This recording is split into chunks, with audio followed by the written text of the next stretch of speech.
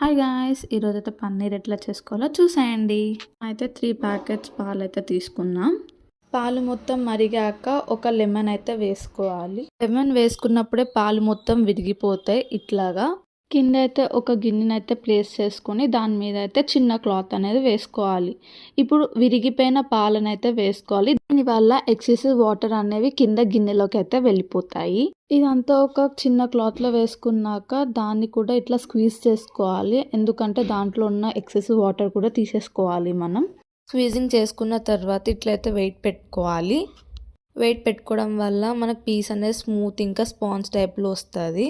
1 hour అయినా 2 hours అయినా పెట్టుకోవచ్చు. వెయిట్ అనేది షేప్ అయితే చూసారు కదా, ఇట్లా పీసెస్ కట్ చేసుకొని 2-3 డేస్ అయితే ఫ్రిడ్జ్లో స్టోర్ చేసుకోవచ్చు. పన్నీర్ అయితే రెడీ అయిపోయింది. చూసారు కదా ఎట్లా చేసుకోవాలో. ఇప్పుడు అయితే క్యూబ్స్ కింద అయితే కట్ చేసుకుందాం. హోమ్ మేడ్ పన్నీర్ ట్రై చేయండి, తప్పకుండా మీకు నచ్చుతుంది. Thank you for